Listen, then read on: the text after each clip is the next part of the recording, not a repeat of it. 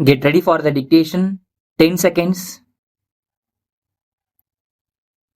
5 seconds. Start.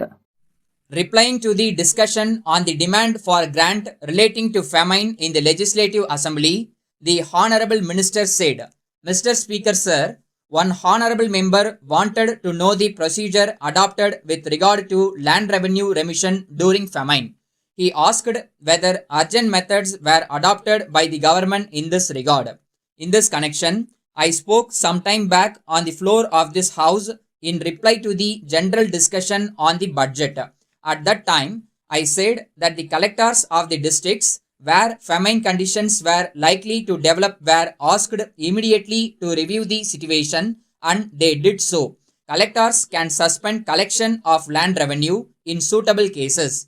As a matter of fact, several collectors have used this power to suspend the collection of land revenue. Later on, orders of remission will be passed on the basis of the outturn in each area. So, I would like to point out that there will be no hardship to the ryots.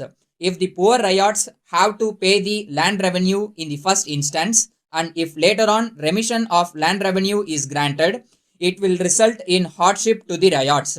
That is why this method of suspension of land revenue first and remission later is adopted. Thus, it will be seen that the government have taken every care to avoid delay in the matter of sanction of remission of land revenue. Secondly, the honorable member made a suggestion with regard to water supply to places where there was scarcity of water. He said that motor transport might be used for carrying water to these places. I may tell him that it is one of the steps that has already been taken. The famine commissioner has already moved in the matter. Some of the civil supplies lorries and tanks are being used to move water to areas where water is necessary. I am sure that very soon this problem will be solved to the extent possible. Thirdly, so far as provision of work is concerned, there is one difficulty. Some of these people want alternative employment as they are affected by scarcity conditions. But as a matter of fact, they are mostly agricultural laborers or agriculturists themselves. So, it is natural that they would like to be provided with work near about their own places so that when rains come, they may go back to their normal activities. This has to be borne in mind when we consider the question of providing these people with work.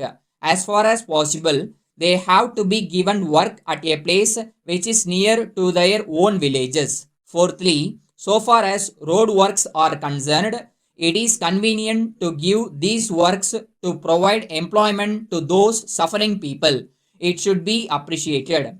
We have been receiving representations from various organizations that these road works must be taken up. It is true that some road works that we had taken up and partially completed were neglected in the past. The present policy is this: as far as possible, after a road work is completed, we hand over the road in good condition to the local body concerned for maintenance. I know the difficulties of local bodies in maintaining roads. So, it is a matter that these roads should be maintained either by the government or by the local body. But it is necessary that every village must be provided with a road and it should be properly maintained. Wherever possible, if the local body concerned is willing to take over these roads later and maintain them, we take up the road works which are recommended by the local body. This is our policy.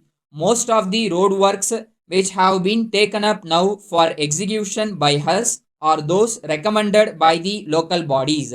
So, I think that they will be in a position to maintain these roads either by themselves or with the assistance of the government. At the same time, we have to provide work to these people in such a way as to suit their usual ways of life.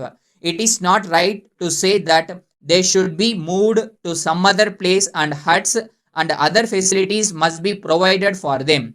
We must also realize that it is not a question of providing permanent employment to these people.